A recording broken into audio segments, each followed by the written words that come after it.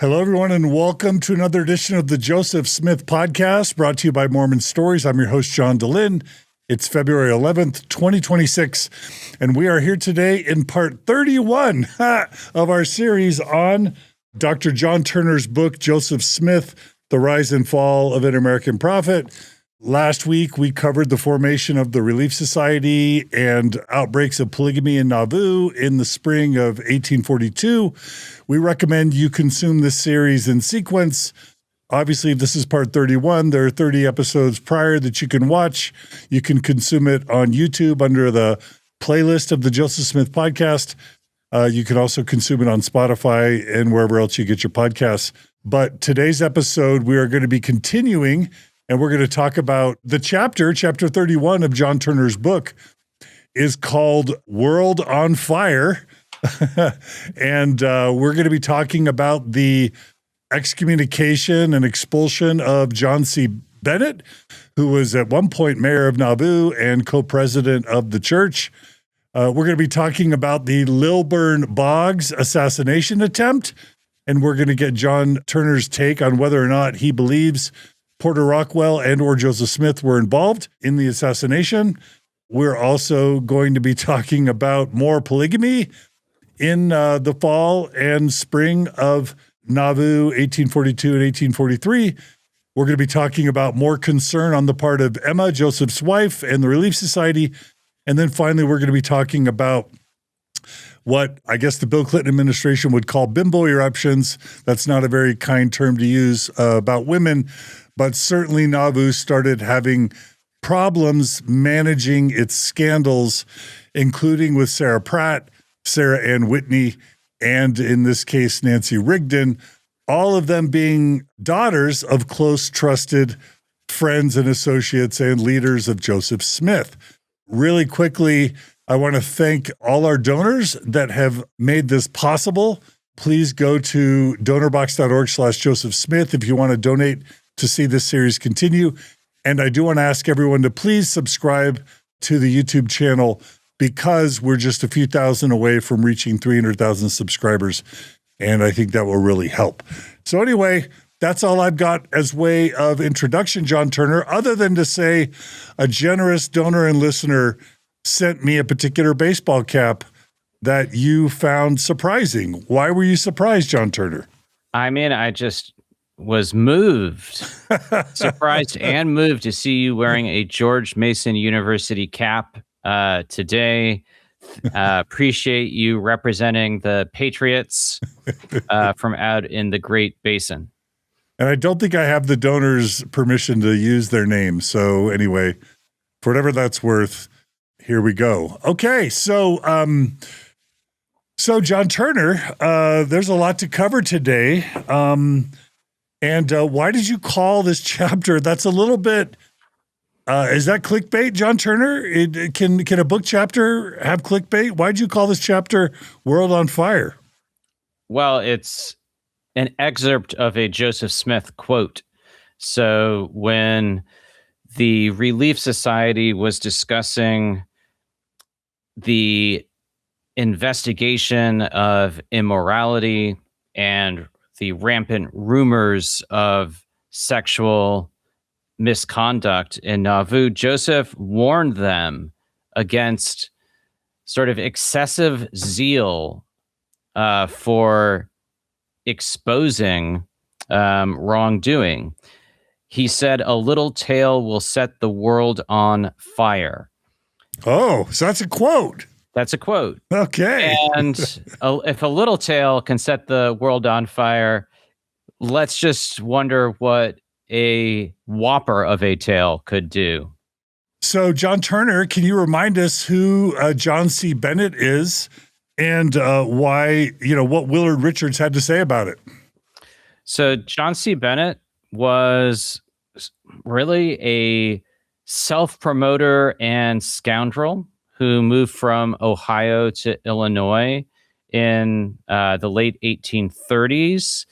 He took an interest in Mormon Nauvoo as a way of advancing himself. He had acquired a position in the Illinois state militia, and then he introduced himself to Joseph Smith as someone who could work political wonders, which he did for the church by helping the church obtain charters for Nauvoo that granted it political and judicial privileges.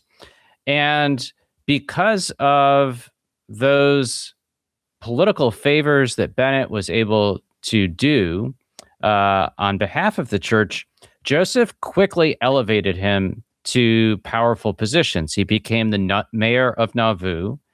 He became assistant president of the church, and he became major general in the Nauvoo Legion. And he later had a position of leadership in the Nauvoo Masonic Lodge. So for a stretch of time, Joseph Smith was very taken with John C. Bennett, brought him into his circle, and elevated him to positions of prominence.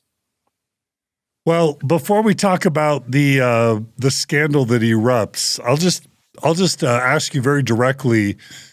It seems impossible to me, and I think I mentioned this last episode, but it seems impossible to me. We've already talked about Joseph Smith taking plural wives in Nauvoo as early as what, 1841, 1840? Correct.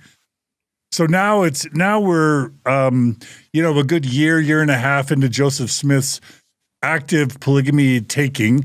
How many wives do you think Joseph Smith is sealed to by the time the John C. Bennett scandal erupts? It's pushing a dozen by that point. Okay. So, and we also know that with the Martha Brotherton thing, that Brigham Young was trying to get sealed as well. So Joseph was bringing others into his polygamous circles. What's the probability that Joseph, as co-president of the church, as mayor of Nauvoo, what's the probability in your mind, John Turner, that prior to the John C. Bennett scandal, Joseph Smith had let John C. Bennett in on the plural wives polygamy sort of doctrine, theology, practice, and that John C. Bennett was just an early practitioner with Joseph Smith's likely approval? Whew, that's a great question. So Bennett was aware, first of all, let's just say he had some knowledge of Joseph's polygamy. So, for instance, we talked about what I think is Joseph's first documented plural wife, Louisa Beeman, who was sealed to Joseph Smith by Joseph Bates Noble. John C. Bennett, in his expose after his break with the church, he states that he just uses the initials LB, but he knows that Joseph is sealed to Louisa Beeman by Joseph Bates Noble. So Joseph had either told him or he knew a great deal by rumor. My sense is that it's likely that Joseph at least discussed the doctrine with him on some level in the first half of 1841. Joseph may not have spelled everything out, but he was at least aware that Joseph was practicing plural wives, and he definitely used that knowledge to advance his own sexual interests.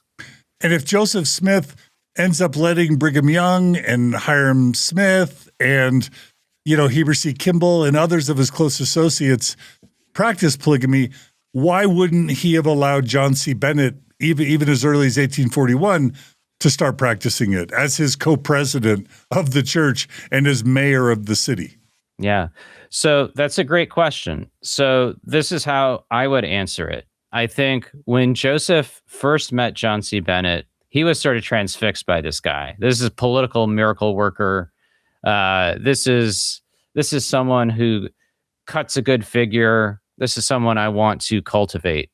I do think Joseph, if we can give any credence to his own account, he cools on Bennett.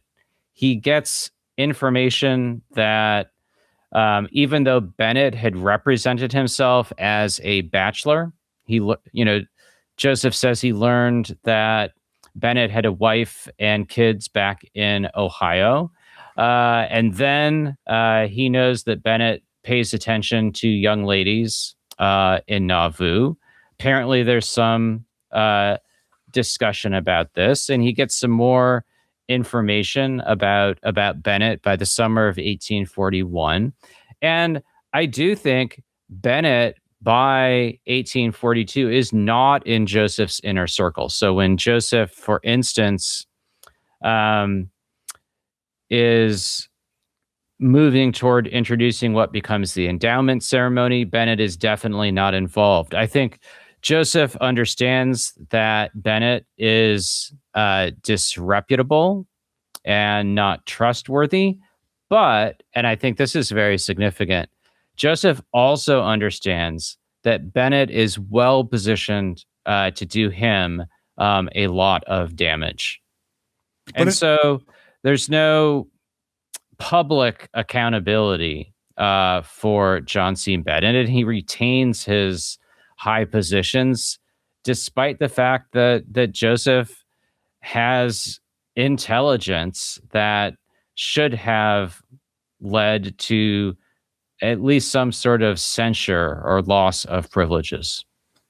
But it seems impossible that, so I mean, following up on what you said, my opinion is it seems impossible that John C. Bennett wasn't at least told by Joseph Smith about eternal polygamy and began practicing it, after Joseph told him about it, because it's too coincidental that John C. Bennett is going to immediately say in 1842, Joseph's doing it, and he's going to get accused of spiritual wifery, but somehow that emerged completely independent and unaware of Joseph's own polygamy. It just seems impossible. Yeah, that's too coincidental. Well, like I said, Bennett has some detailed information about Joseph's plural marriages, which I do think is striking. Yeah. Now, it seems that Bennett is mostly telling women that Joseph essentially says that it's okay for them to have sex with Bennett. He doesn't seem to be pursuing marriages per se, but he's pursuing sexual relationships with the supposed sanction of the prophet. And it's called spiritual wifery, so clearly there's some religious or spiritual connotation or theology that's being intermingled by John C. Bennett with his victims, right? Well, I think we don't know exactly what he's telling women. We do know that some of these women testify in May of 1842, and essentially, I don't think the way they portray it is that Bennett is telling them necessarily that they are to be his spiritual wives, but basically that sex is permitted and has the sanction of high-ranking church leaders. Now, let me just back up and put this in a bit of a wider framing, because I think one question that you might be hinting at, although I don't mean to put words in your mouth, but is frequently asked, are Joseph Smith and John C. Bennett doing the same thing? Like one of them later with spiritual theological justification, the other one cast out. So what I would say is they're doing related, but somewhat different versions of spiritual wifery, polygamy, and I would simply say immoral behavior. Now, I do think that Joseph does have this theological framework for what he's doing. Bennett doesn't necessarily have that. And the nature of the relationships might also be a bit different. But drawing a distinction on some level between Bennett and Joseph Smith, I don't think that exculpates Joseph from sort of the moral implications of what he's doing. Sure. And I'll end this little jut with just this final thing. Apologists, and I think members at the time, derided John C. Bennett, as I understand it, as being involved in spiritual wifery. Right. And I say, quote, spiritual wifery, close quote. And then that allowed Joseph and his followers to say, yeah, we're not involved with it in any of that spiritual wifery stuff, as if they were monogamists, right? Right. But the fact that they called it spiritual wifery, they could have called it adultery. They could have called it immorality, but they called it spiritual wifery. So it does suggest to me some sort of spiritual or theological association, or they would have called it just rampant predation. No, that's a fair point. And clearly, John C. Bennett, he surely has to say more than simply, Joseph Smith says it's okay for you to sleep with me. There's right. Of course, there's an elaboration beyond that. Okay. But again, I'd say, all right, if Joseph Smith is teaching that righteous men can be sealed in marriage to more wives than one, and John C. Bennett is not exactly articulating that, that doesn't mean that what Joseph Smith is doing is fine and what John C. Bennett is doing is reprehensible. Yeah. Well, to me, the great lesson for Joseph Smith and Brigham Young and Warren Jeffs about the John C. Bennett case is if there's going to be polygamy, the prophet's got to be the one ultimately who decides who gets to do it, who gets to do it with whom, and how it's done. And John C. Bennett is the one that teaches all the subsequent polygamous Mormon prophets that they need to have more control over what happens.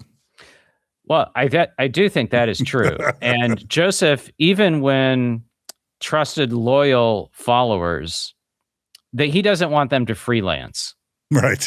And he recognizes that if men do freelance on polygamy, that it's going to imperil the church.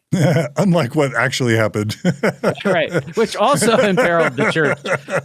I mean, I'm just also going to say at the outset, and we'll return to this, it is surprising, I'd say even remarkable, that Joseph Smith is able to survive the spring and summer of 1842 with his leadership intact. It speaks to the depth of belief that so many church members had in him, that what transpires between May and 1842 and the end of the summer does not topple Joseph Smith and destroy the church, because it is, I mean, he is very much imperiled by John C. Bennett's exposure of polygamy, by fallout from the attempted assassination of Lilburn Boggs, and then simply on sort of the internal dynamics of church members dealing with polygamy rumors, and some of Joseph Smith's close followers and high-ranking associates finding their faith very much put to the test. It is surprising that Joseph comes through with his leadership intact. Well, I'll be honest with you. I'm never surprised at how resilient. If your book has taught me one thing, it's just how Joseph Smith always comes back stronger and swinging. So, yeah. John Turner, you of all people have taught me never to be surprised at Joseph Smith's resilience. Okay, that's a fair point, John Dehlin. But even I am surprised this time around. Okay, so what happens in April of 1841 with Willard Richards? So Richards reports that there's Wait, that's 1842, right? Yes. Okay, I don't have my glasses on. Yep. Late April 1842, Okay. Willard Richards notes that Joseph has learned about a conspiracy against the peace of his household.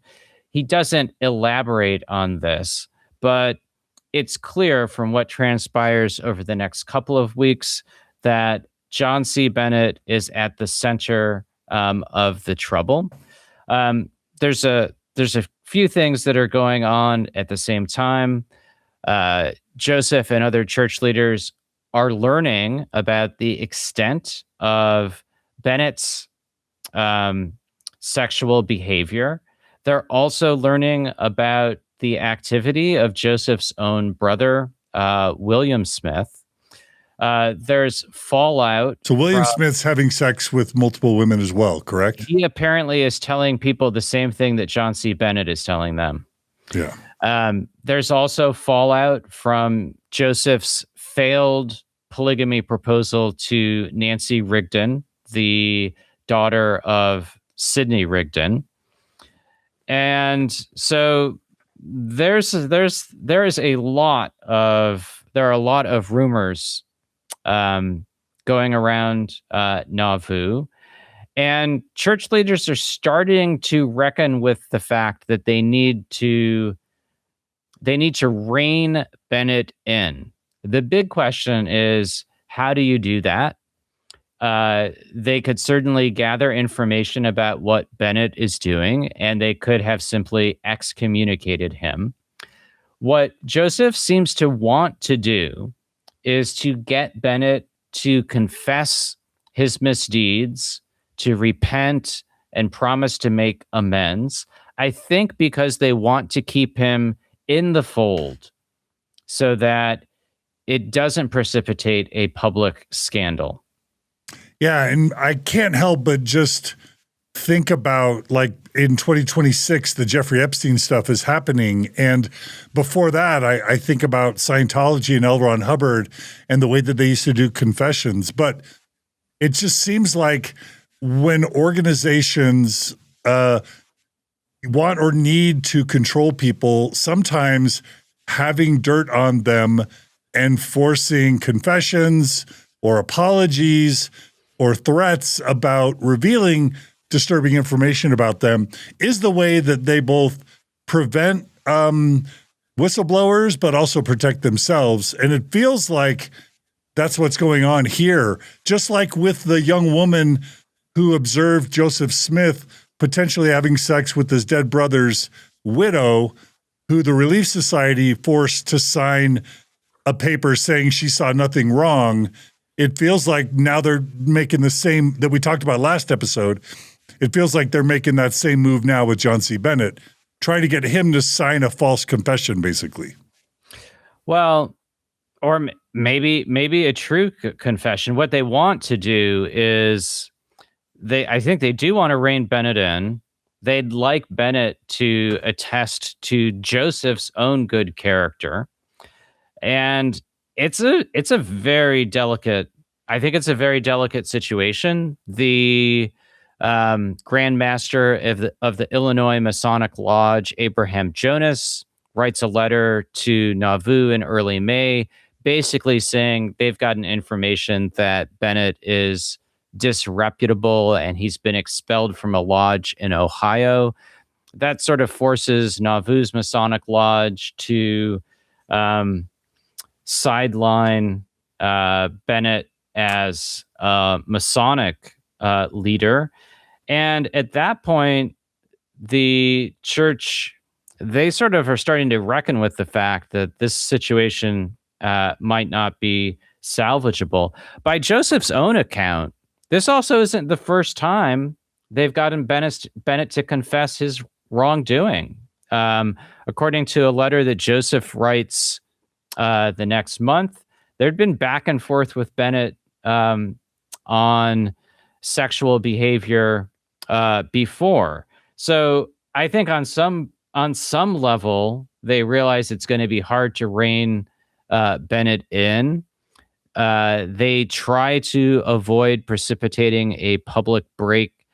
I think Joseph sort of realizes that he's in a mess, and it's going to be hard to resolve it in a way that's not even more messy.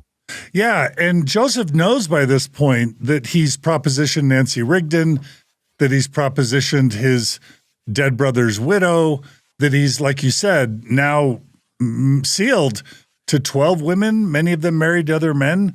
Like, it's amazing to me that he thinks he can somehow manage the John C. Bennett scandal, but that he's not going to have a scandal of his own independent of John C. Bennett.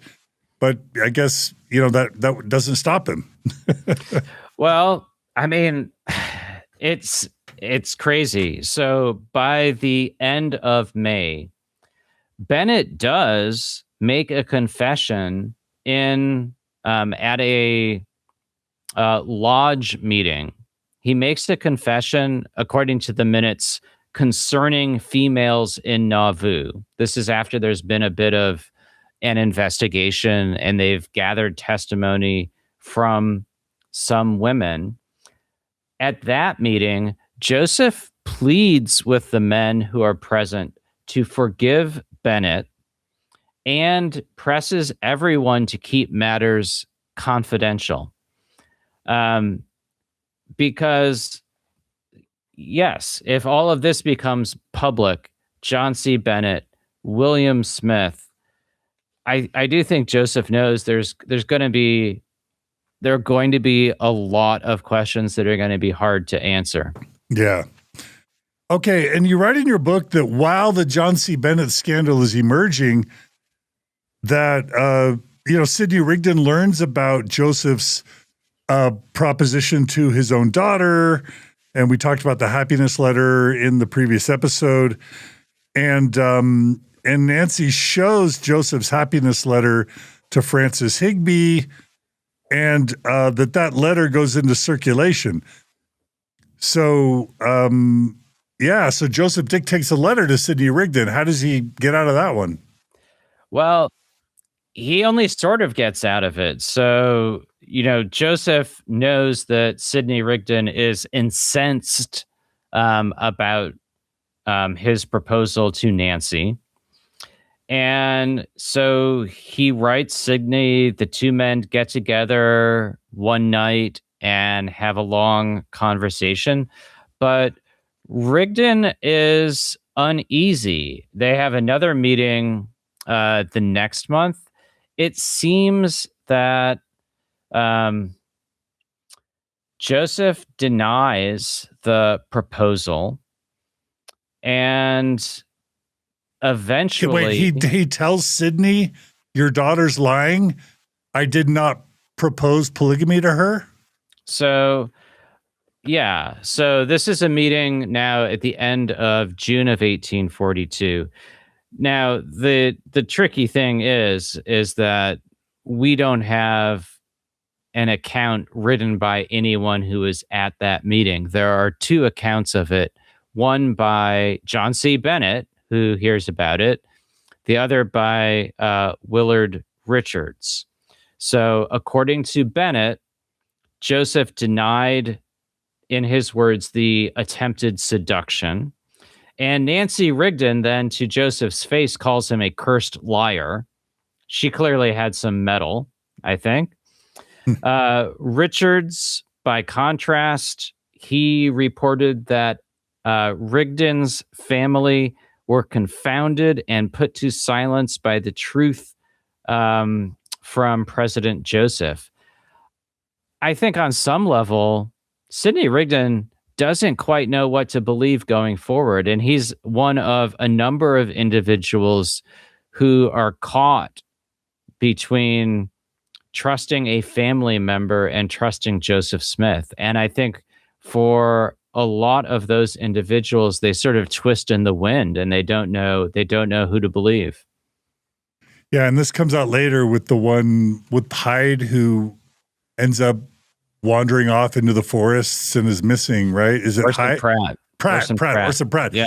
Yeah, like some of Joseph's closest leaders have to decide, is the church a fraud? Is the church got astray? Is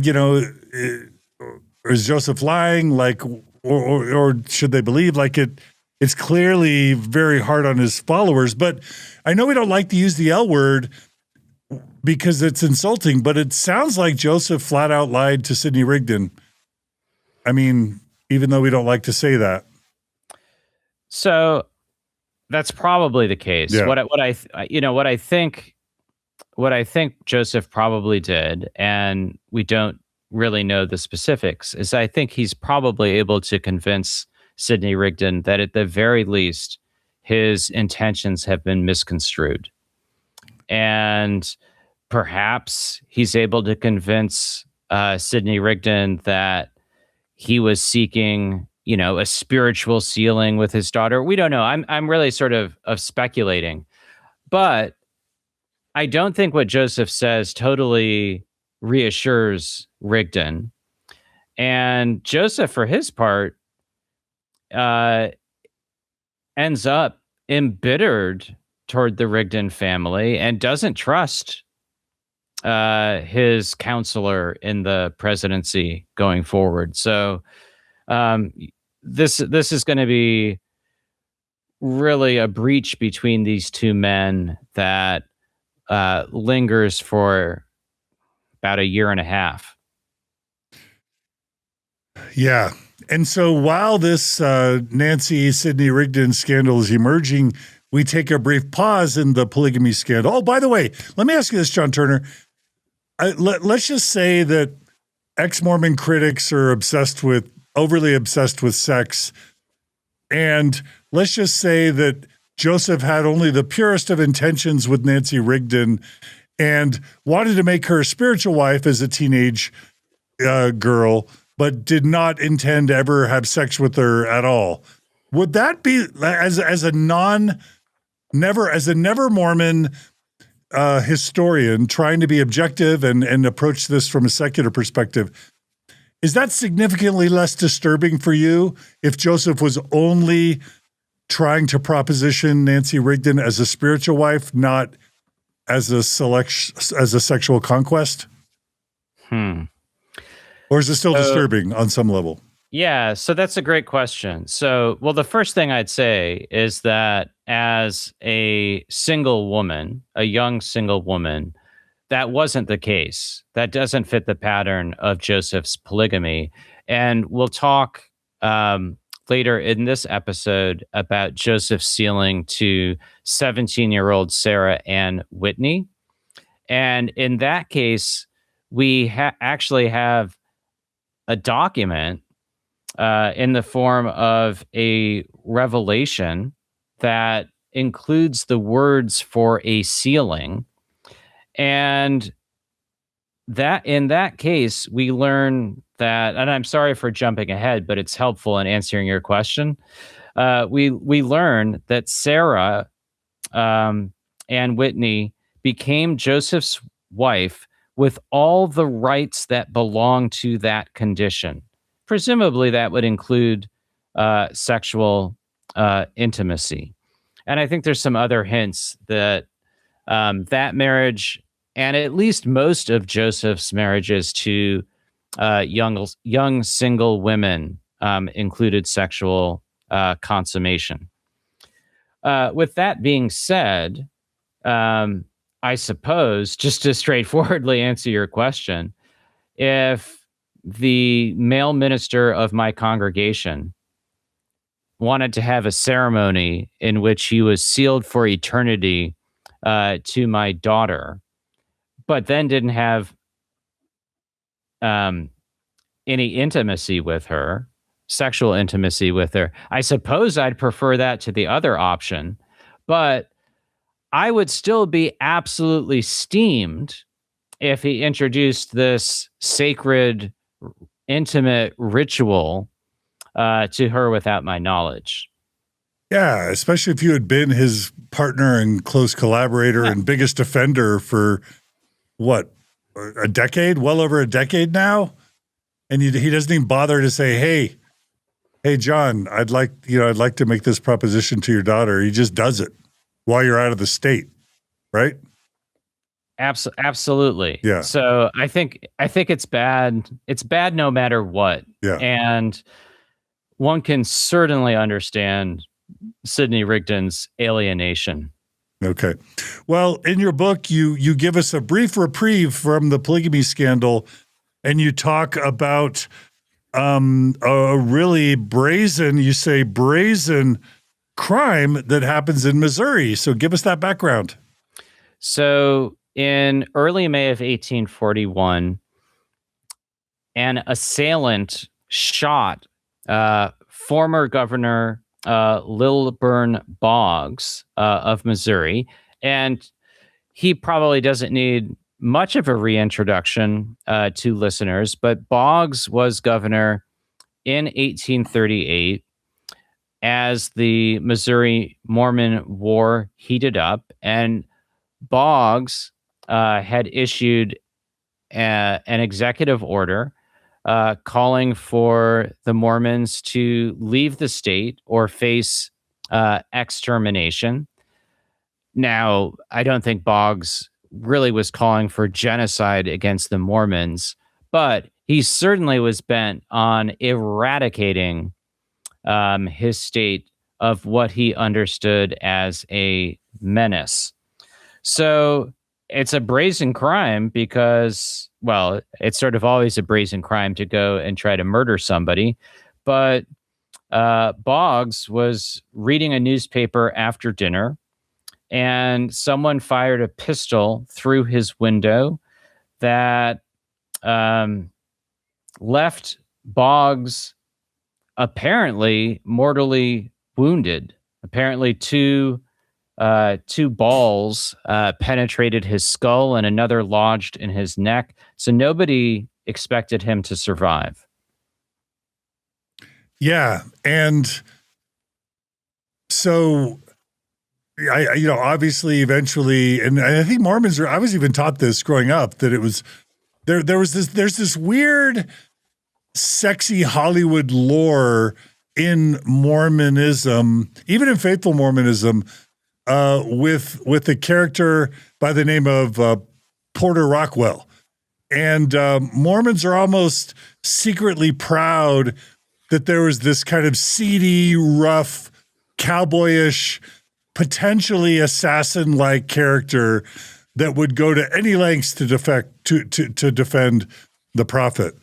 And so I think growing up, I even was given the impression that possibly Porter Rockwell was such a tough guy and had such faith that maybe he was the one that assassinated Lilburn Boggs. Of all the things that were hidden from me as a Mormon growing up, that was not one. Sure. Somehow we had this dark secret pride that maybe Porter Rockwell had attempted to assassinate Lilburn Boggs. Well, and I think that goes to, I think that's partly because almost down to the present day, Mormons were not sad that Boggs got shot, right? So, I mean, in Nauvoo, word that Boggs has been fatally shot, that brings about jubilation. Like this guy got what he deserved. So no question. And in terms of Porter Rockwell, well, what can you tell us about him? Just briefly. Yeah. So he was an early convert to the church in 1830, I think. And he lived through really all of the expulsions that the Mormons endured in Missouri. I think he was expelled from Jackson County, then Clay County, then from the state. Was he in Zion's camp? I'm putting you on the spot here. I think he was already in Jackson County, but I could be wrong. Okay. I think he endured that first expulsion. Oh, he had a family member in Missouri. His wife was from Missouri, right? I think that's right. Okay. And so he knew Missouri. So he knew Missouri. Absolutely. And then the other thing about Porter Rockwell, I think the other reason people love him is there's all sorts of, just amazing folklore. So if you look at photographs of him, he's got just these wild, piercing eyes, and then he's got some amazing long hair and beard. And there's this promise that Joseph basically makes him into a Latter-day Samson, and says, you're going to be fine as long as you never cut your hair. He apparently did eventually cut his hair. Happy to talk about that. And then a few other things. Rockwell did shoot and kill people. So there's that. There's question about Boggs. He shot and killed somebody named Frank Worrell in 1845, who I think had been, I don't know if he wasn't the jailer. He had some position of authority in Carthage, and so had some connection to the assassination of the Smith brothers. So Rockwell shoots and kills him, and I'm pretty sure he shot and killed somebody else in Utah. Was he likely a Danite? I mean, he fits the description of a Danite, so. Right? Yeah, I would imagine so. Yeah. So let me just finish the story about the hair, I guess, and then we can talk about whether he killed Boggs. So, somewhat remarkably, and this may be folklore rather than fact, I'm not sure, which is true of almost everything pertaining to Rockwell. But apparently, quite a few years later, he meets, or he has an encounter with Agnes Smith, who is the widow of Joseph's brother Don Carlos and one of Joseph's plural wives, who later became disaffected from the church. And apparently she was in ill health and had lost a lot of hair. And according to the story, Rockwell finally cut his long hair, and it was used to make a wig for Agnes Smith. Fascinating. I did not know that. Wig. So then everybody wants to know, did Rockwell shoot Boggs? Well, Rockwell, this is probably also folklore. Well, also, did Joseph direct Boggs, Rockwell to kill Boggs? Both of those, right? Yeah. Right. Well, so Rockwell presumably wouldn't have killed Boggs on his own. Now, Rockwell was in Independence at the time. This is where the shooting takes place. He was there. I believe he was there with his pregnant wife. I forget all of the circumstances of the family, but he was there. He certainly would have had means, and he had motive. Rockwell later said, "I don't shoot at people. If I shoot someone, I shoot them and they die." Basically, I'm paraphrasing. And I think the other thing to realize is, but that could be bravado, right? That could just be bravado. That could be bravado. Yeah. So Rockwell later was arrested, and charged with he was arrested, and a grand jury ultimately chose to not indict him in the murder due to insufficient evidence. And I think at the time there just wasn't evidence to charge him with the crime. I think on the face of it, it seemed the Mormons have this, and Joseph Smith in particular, have this obvious grudge against Lilburn Boggs. Rockwell's there. Boggs gets shot.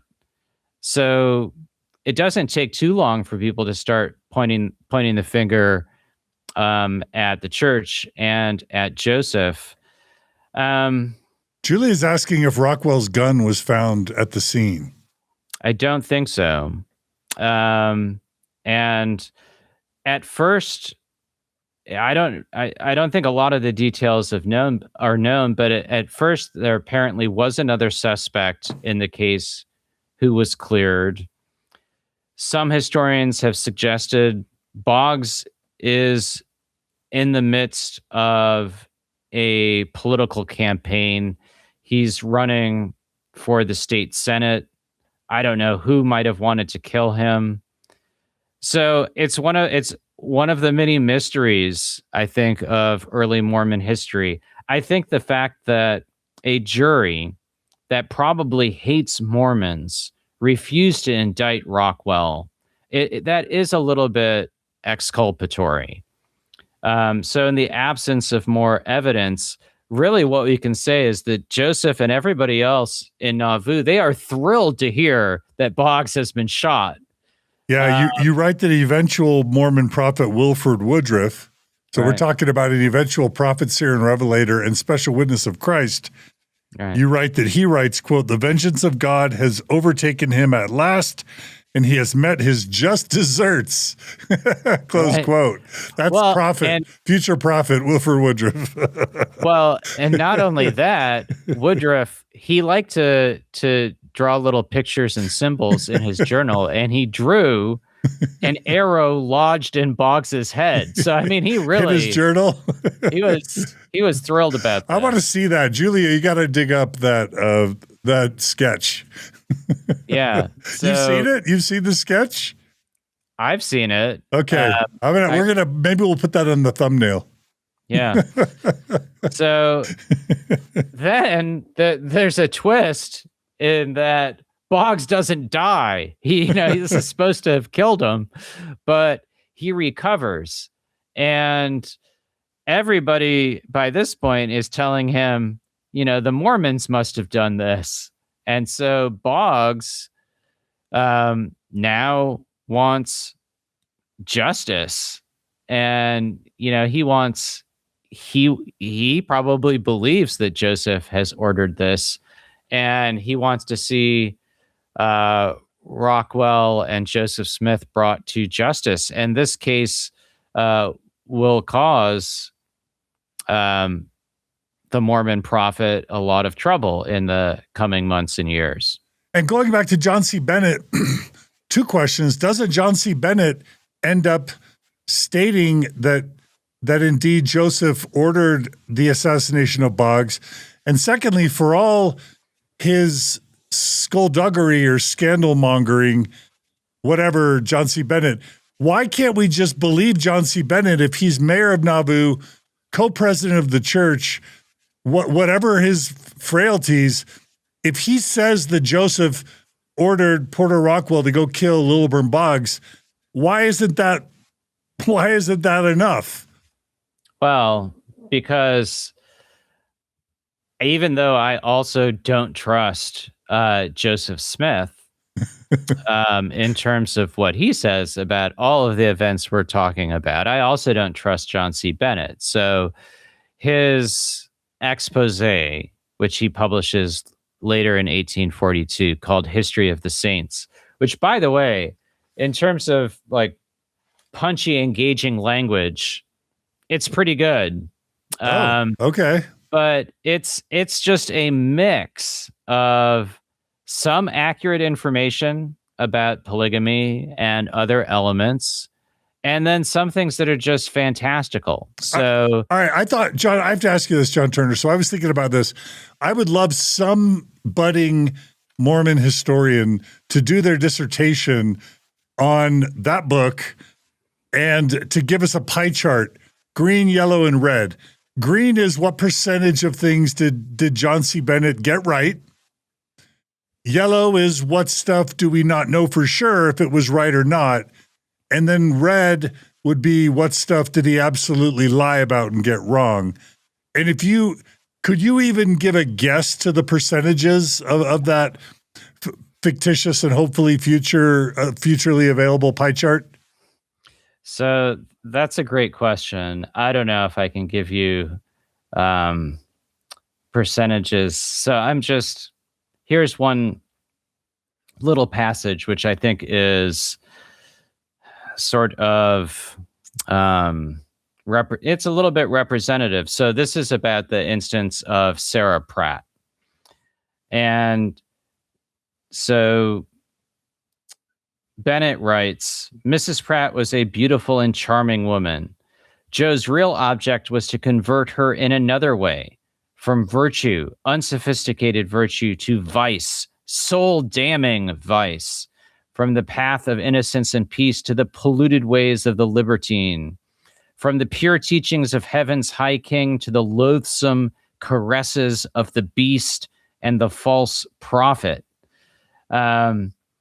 And then he writes down below, and he has all sorts of choice labels for Joseph Smith: Holy Joe, the Mormon Don Juan, the male Cassandra of the Mormon hierarchy.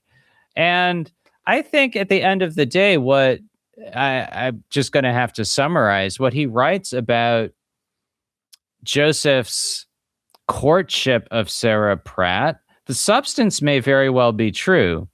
Then he writes... Is likely true. Right. But then he also writes that Emma Smith is deeply involved in this polygamous system.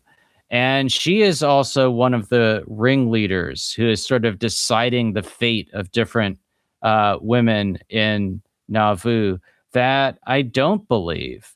And so it's just this tangled mess. And when John C. Bennett, after he's kicked out of the church, one of the ways he's going to try to make a living is by publishing this book and then lecturing against the church. And honestly, if he had only told the truth, he would have had plenty to say. But I just think he layers crazy stuff on top of the truth. So it's not that Joseph has a dozen wives. He has more wives than Solomon, who had something like 700. So it's like he exaggerates. It's tabloid prose. Exactly. But I mean, and even with Emma, I guess it's possible she was in on it. But I mean, maybe because she was the head of the Relief Society, and the Relief Society was squelching these factual rumors. Maybe in his mind, he felt like she was complicit, even if she was unaware.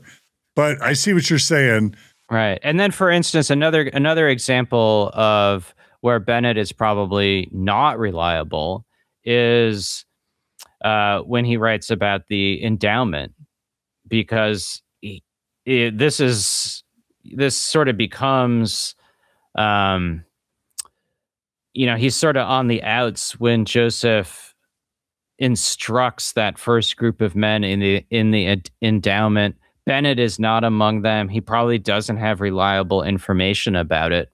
So he does have some reliable and accurate information about Joseph's polygamy, but he just adds a lot of other stuff in. Okay. So, but he does, I mean, it's possible in your mind that John C. Bennett found out that Joseph ordered Porter Rockwell to kill Lilburn Boggs. I mean, that's certainly within the realm of possibility. As mayor, co-president, Boggs was in Missouri. He is an assassin, he is a murderer. Everyone was happy about it. Like, that could have very well happened, correct? I think it could have happened. Yeah. Well, so just to repeat, Rockwell had means, motive, and opportunity. Yeah. I definitely think that's within the realm of possibility. I also do think the fact that a grand jury wouldn't indict Rockwell for the crime, I do think it suggests there's at least a lack of insufficient evidence. Yeah. And I will also say it'd be easy to say that, well, Joseph would never do such a crazy thing because, assassinating former governors, it tends to get you into trouble with the law. Joseph does some pretty incredibly reckless and brazen things during these years. So I agree, not beyond the realm of possibility. If I had to put money on it, I'd probably put it on Rockwell not being the attempted murderer, and therefore Joseph not being an accessory before the fact, but definitely possible. Oh man, for whatever reason, and it's partly because I was led to believe this as a Mormon, as a believing Mormon, I tend to think Porter Rockwell fired that trigger. Definitely possible. Yeah. Okay, but regardless, what did Joseph say about Porter Rockwell and Lilburn Boggs? What was his public statement? Well, his public statement was he hadn't done it. It wasn't his fault. He said, "My hands are clean and my heart pure. Speaking of credibility, can we trust Joseph? No, I don't trust him. I don't trust him either. Okay. William Smith, he puts out a statement in a church newspaper that Boggs has been shot by, the quote is by one of his own Negroes. We just don't know. I think the only thing we can be sure of is Joseph and others certainly weren't sad to hear of this, and Boggs is now out for revenge. I mean, Brigham ends up developing this blood atonement theory, and people die in coordination with this blood atonement theory that for some sins are so grave you have to be shot and killed. There are a few things that Brigham Young believes or teaches that don't find their origins in Joseph Smith. Is that fair to say?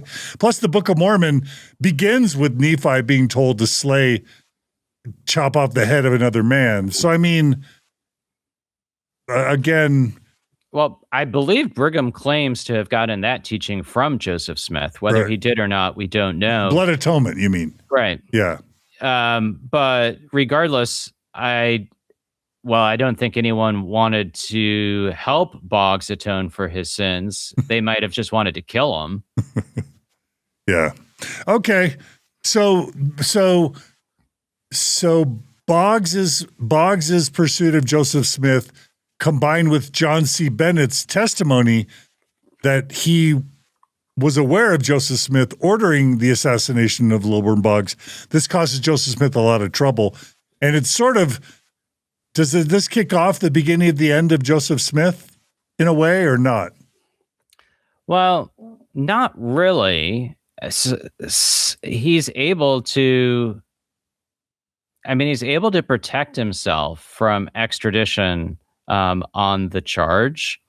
So essentially, once Bennett's out of the church, Bennett does make this accusation, I think, both in print, but then also in St. Louis, that Joseph has dispatched Rockwell to shoot Boggs. I think Bennett, he urges Joseph's extradition, and Boggs actually swears out an affidavit that Rockwell was his shooter and that Joseph was accessory before the fact. Now, I think really the main evidence that Boggs has is that John C. Bennett is saying that this is the case. But that's enough for the governor of Missouri to request that the governor of Illinois issue a writ for the arrest of Rockwell and Joseph Smith so that they could be extradited to Missouri. That's a huge problem for Joseph Smith.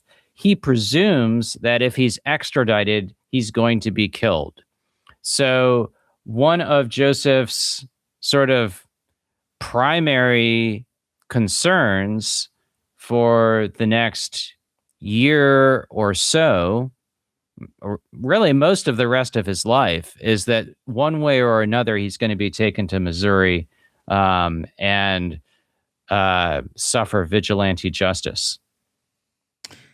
All right. And is there any let's go ahead and close out the Boggs Rockwell assassination part of this chapter, even though you kind of go back and forth a little bit. It looks like ultimately Joseph turns himself into the eventual governor of Illinois, correct? Well, sort of. Actually, what he really does is there is a sort of church lobbying attempt with the governor of Illinois, and that's Thomas Carlin. Carlin actually doesn't want Joseph to be extradited to Missouri. He, I think, does accept that this could be an unfair situation for Joseph Smith, one of his state's residents. However, he's obliged to facilitate this arrest and extradition. And in August, a posse goes to Nauvoo to arrest these two men, Joseph Smith and Porter Rockwell. Now, the church prepares for this. They actually pass a city statute stating that no citizen of Nauvoo could be taken out of the city by any writ, essentially by a warrant, without the privilege of investigation before the city court. And so that allowed Joseph to legally block an extradition attempt. And then subsequently, Joseph simply evades arrest to the best of his ability when lawmen come to Nauvoo to try to arrest and extradite him.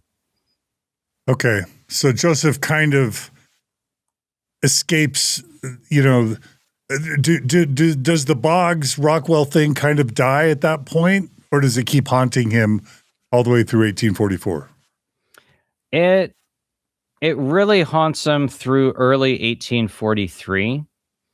He's thereafter, he's still worried that sort of Missouri vigilantes might come and just sort of snatch him and take him away. Eventually, Joseph is able to get some level of assurance from, it's either the Illinois Supreme Court or a federal court in Illinois that shields him from further arrest and extradition in the Boggs case. Okay. Rockwell, however, and I'm sorry for digressing a bit on the story, Rockwell unwisely travels to St. Louis. I think early in 1843 and gets arrested and spends a lot of months in jail before that grand jury doesn't indict him. Okay. Joseph is smart enough to never set foot in the state of Missouri again. Well, Rockwell's got family there, right? He's got family there. Yeah. Okay. Well, let's go back to John C. Bennett now, because try as Joseph Smith did to keep the John C. Bennett scandal from overflowing, it overflowed. So tell us about that. Yep. Well, as I said, I think, they're still sort of wondering, can we rein in John C. Bennett? Can we correct him without losing him and setting him loose to do us damage? Bennett, clearly under pressure, he resigns as Nauvoo's mayor in mid-May of 1842. Guess who's vice mayor, John DeLynn? Joseph Smith. Joseph Smith. So Joseph is in line now to become Nauvoo's second mayor. And there's actually a surprisingly contentious meeting in which the city council meets to ratify his elevation. You would have thought that would be sort of a done deal, but everything's complicated for Joseph Smith by this time. So while the council is deliberating and preparing to vote on Joseph being mayor, Joseph, I find this a curious little story. He scribbles down a revelation and throws it across the room to a man named Hiram Kimball, who's not related to Apostle Heber C. Kimball, as far as I know. He's a merchant in Nauvoo. He's at the time not a member of the church. His wife, Sarah Kimball, was a church member, and she was one of the founders of the Relief Society. Can I just say there's way too many Sarahs, way too many Pratts, way too many Hydes in this story? Don't forget way too many Smiths. I mean, as a biographer, you have to deal with, are you going to call your subject by his first or last name? Well, it just seemed, I know it's sort of customary to talk about Joseph, but could you imagine just calling him Smith throughout with all of the other ones?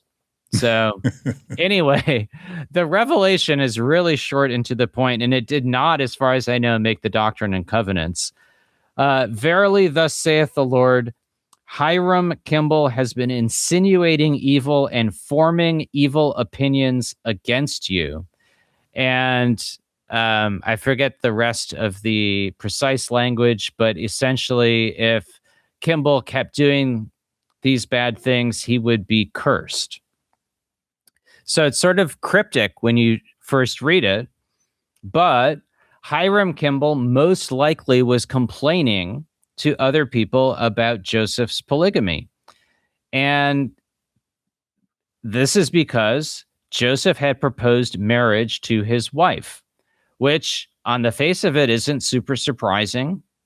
She was a Relief Society founder. She's a prominent woman in Nauvoo. She is already married. And Sarah Kimball, by her own account, which she later published, turned him down. I asked him to teach it to someone else, she recalled. I am just not interested at all. And so I can just picture this scene, this city council meeting. Joseph writes down this revelation, tosses it to Hiram Kimball. Then the council votes 18-1 to make Joseph the mayor of Nauvoo. Presumably Hiram Kimball is the lone dissenting vote. Is this a revelation that appears in the Doctrine and Covenants eventually? I don't think so. And is there a copy of it?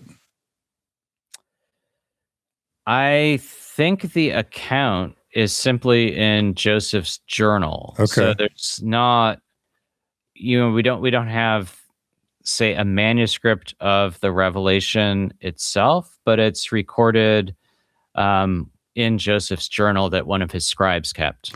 And we do know from D&C 132 that Joseph's not below or above, I don't know the right term, cursing someone with God's curse if he doesn't like what they're potentially saying or doing, right? Yep, absolutely. Yeah. Again, somewhat remarkably, this doesn't, and I feel like a bit of a broken record talking about all of these cases. This doesn't lead to a rupture between Joseph and the Kimballs, either Sarah or Hiram. Hiram actually reconciled with Joseph and was baptized into the church the next summer. And he and his wife never embraced polygamy, but they remained faithful church members until their deaths. Yeah, and all I can say is there are many people still following Warren Jeffs, even though there's audio recordings of him abusing 12-year-olds, and he's told his entire membership, no more hugging, no more sex, no more marriage, and there's still a lot of people following him, from what I'm told. So, I mean, belief is resilient. How's that, John Turner? Very resilient. Very resilient. Yeah, so like later we're going to be talking about, what is it, Robert Foster, who claims allegedly that Joseph propositioned his wife. William, there's some claims that Joseph propositioned Jane Law, William Law's wife. Mm-hmm. I almost want to say, whose wife did Joseph Smith not proposition in Nauvoo? But anyway, maybe that's beside the point, or maybe that is the point. But where do we go from here in the story? So I'd say at this point, Joseph is still trying to, I would say, massage the John C. Bennett scandal. So the council, after elevating Joseph to mayor, the council passes a resolution thanking Bennett for his service. And Joseph then, and you could find this in the council minutes, Joseph then wants to get Bennett on record attesting to Joseph Smith's upright behavior. So Joseph asks him, this isn't public, but it's, in front of the city council. Does Bennett know anything against him?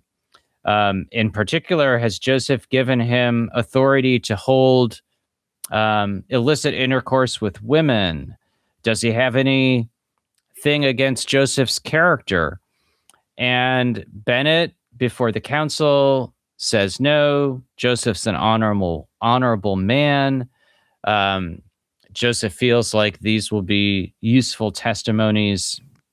Does this remind you of all of Clarissa Marvel and then pressuring her to sign a statement that she didn't see Joseph hanging around his dead brother's widow inappropriately? Well, I mean, it could be similar, but what I think Joseph is trying to do in this case is he's trying to get Bennett to repent, and sort of with the promise that if Bennett repents, makes confession, and then toes the line, he'll be restored to his prior, at least some of his prior positions. And I think Joseph's trying to inoculate himself against future scandal. Yeah. Okay. All right. So does John Bennett comply?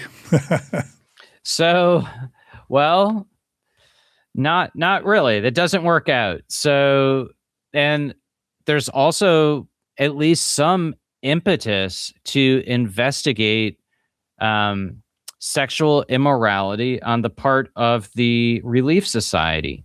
So one of the things that's remarkable is that almost everything of significance in terms of decision making happens in the upper rooms of Joseph's red brick store. So the city council meets there. When they're done with that contentious meeting, the Relief Society holds its weekly meeting in the same space.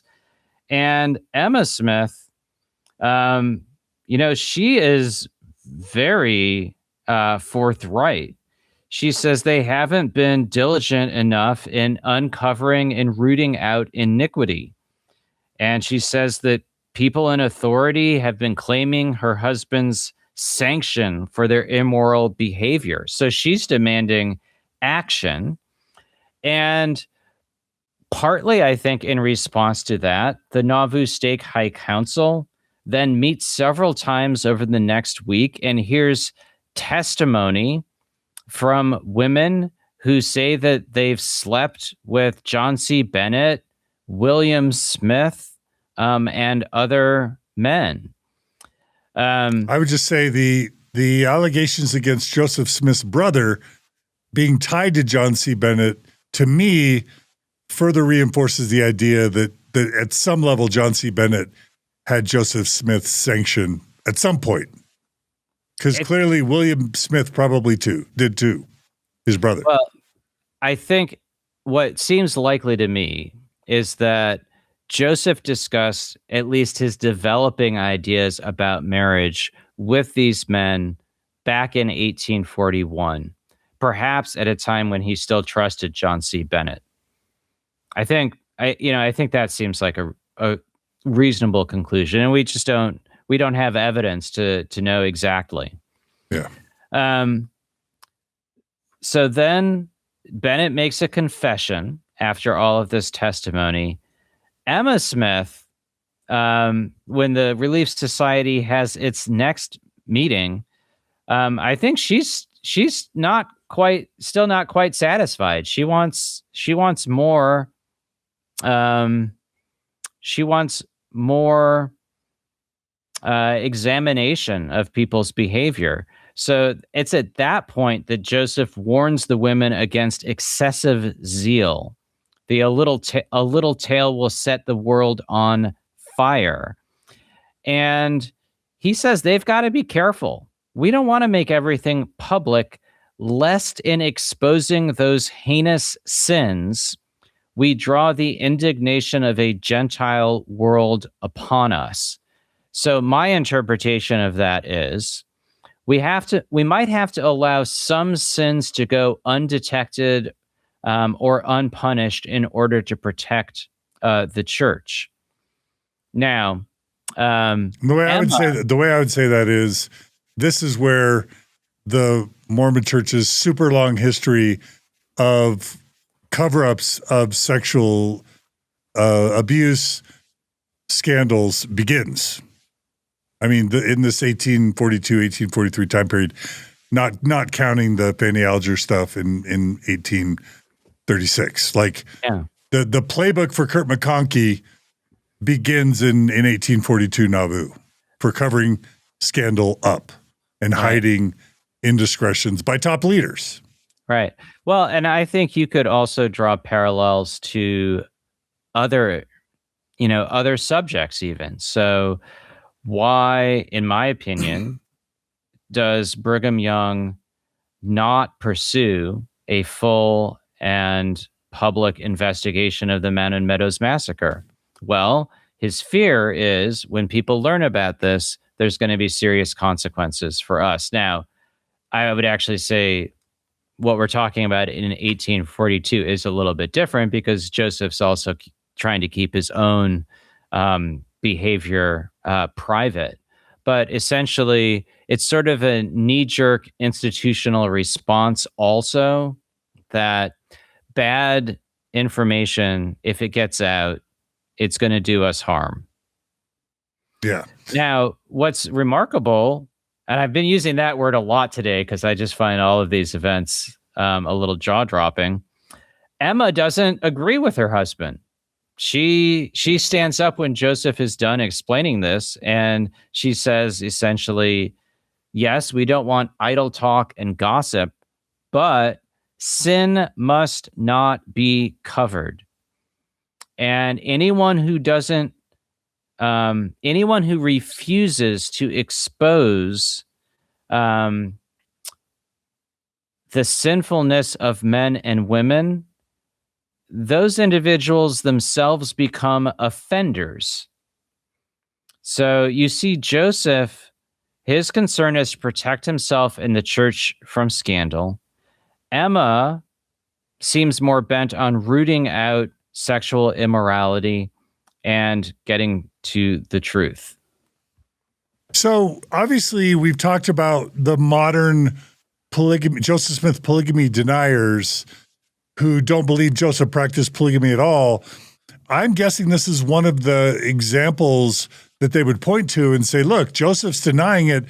Surely Joseph, and Emma's denying it, surely Joseph wouldn't allow his wife to deny all this polygamy that Joseph's secretly involved in, because that would be terrible to have his own wife be put in the position of unbeknownst to her, lying for him to cover stuff up. So certainly there's a better explanation, which is that Joseph never practiced polygamy. Joseph and Emma told the truth, and it was Brigham Young and Heber C. Kimball and John C. Bennett and other scalawags that were the ones doing spiritual wifery in Nauvoo, but not Joseph.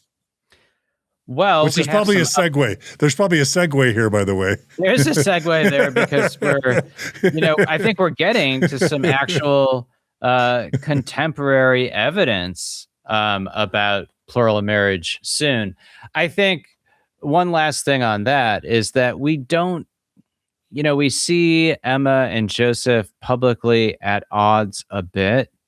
We don't really know what's in Emma's mind. She may well be hoping that an investigation will punish men like Bennett or even William Smith while proving her own husband's innocence, or she may have some suspicions about Joseph's fidelity, and she might hope that an investigation will bring him to, confession and repentance himself. But we don't know at this point. In your view, she's a victim. Emma doesn't know, and she's wanting to believe against all evidence to the contrary that Joseph is a faithful, loyal husband. I do think that's the case. I think she thinks, and if you think about it, we're used to the idea that Joseph was sealed in marriage to 30-some wives. I think the idea for Emma, the idea that anything along those lines could be true, it's unimaginable. It seems preposterous. It might not be preposterous to think that her husband could have been unfaithful, but to be engaged in to be engaged in the rumors that are circulating by May of 1842, I do think for her that's unthinkable. Yeah. Okay. Well, speaking of unthinkable, what happens next? So a couple of things. There is finally a public break with Bennett. So the situation is not reparable. We don't exactly know what precipitates the final break.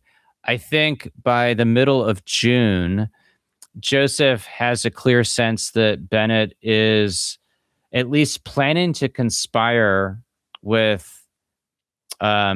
Joseph's enemies in both Missouri and Illinois, and feels that he has no choice but to sort of get ahead of the situation and fire the first public salvo against Bennett.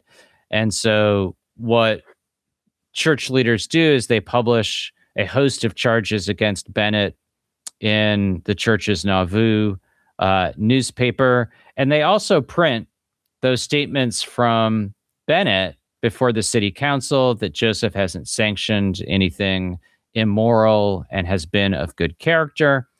Joseph publicly warns the saints that Bennett is going to malign the church and try to destroy it.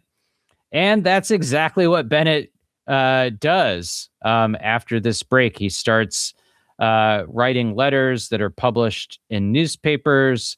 This is all blended into the vortex of Illinois politics. In 1842, there are a lot of people that are really eager to support Bennett. Bennett also manages to get his hands on some documentary evidence. He gets Joseph's letter to Sidney Rigdon. He gets that affidavit from Martha Brotherton. And Bennett, he does have a lot of dirt on Joseph Smith. So one of the allegations that he prints is that while Apostle Orson Pratt was away from Nauvoo serving his mission in England, Joseph proposed plural marriage to his wife, Sarah. And Bennett tells a long story about this in which, Joseph repeatedly visits Sarah and importunes her to become his plural wife. Sarah Pratt turns him down. Joseph, on one visit, tries to forcibly kiss her. And what I think is noteworthy, and what makes this even harder for Joseph to manage, is Sarah Pratt seems to support at least the substance of Bennett's allegations. Does Sarah Pratt end up on the list of Joseph Smith's 30 plus wives? She does not.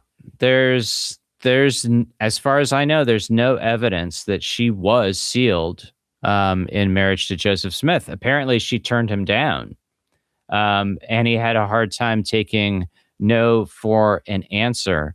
Now, what Joseph does, and this is why the situation becomes so traumatic for the Pratt family, is Joseph fires back.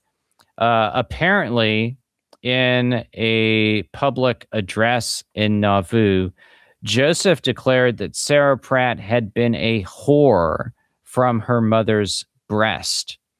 And I think his accusation is that she's been having an illicit relationship with John C. Bennett. So imagine Orson Pratt, Apostle Orson Pratt. He's now got two options. Either the man he regards as a prophet has behaved scandalously toward his wife, or his wife has slept with John C. Bennett. Because why would a prophet lie? Well, one of the two of them is lying. And, Sarah Pratt doesn't seem to be supporting Joseph Smith. So, so Pratt is sort of caught between believing his wife or believing his prophet. And this would imply that Joseph Smith would be okay making up a lie about a whistleblower if it served his broader purposes or the purposes of the church. And I'll just say, we're going to be talking about other women who declined Joseph Smith's polygamous advances, who he also ends up smearing. And so for me, this era, 1842 Nauvoo, also represents the Mormon church's adding to its playbook, the smearing, the use of lies to smear truthful whistleblowers. Is that fair to say? Well, I think that's certainly fair to say in this context. I don't know as much about more recent events, but yes. So part of the playbook in 1842 is malign the reputations of women like Nancy Rigdon and Sarah Pratt. And that does real harm to the individuals involved. In this case, it really traumatizes Orson Pratt. He leaves Nauvoo. He walks out of the city and leaves behind a letter. I am a ruined man. My sorrows are greater than I can bear. Where I am henceforth, it matters not. And it reads like a suicide note that Pratt's going to harm himself or kill himself. Joseph does organize the men of the city to search for Pratt. But then he's also having a public meeting at which he's denouncing Bennett, especially with regard to Sister Pratt. Fortunately, searchers finally locate Pratt about 15 miles out of the city. Brigham Young writes a letter to Parley Pratt, Orson Pratt's brother. His feelings are so wrought up that he did not know whether his wife is wrong or whether Joseph's testimony and others are wrong. He is all but crazy about matters. So he just doesn't know whether he should break with Joseph, break with his wife. And we'll see in the next chapter that both pertaining to Nancy Rigdon and Sarah Pratt, these are, these situations fester, and Joseph and his defenders continue to malign the reputation of these women. I don't mean to pile on, but is it okay to use the word despicable to describe the behavior of Joseph propositioning women and married women sexually, and then when they decline his inappropriate sexual advances, that he turns around and lies about them and defames them and smears them in the public with lies? Is it okay to call that despicable in your view? Because I'm feeling those feelings right now. That's pretty awful.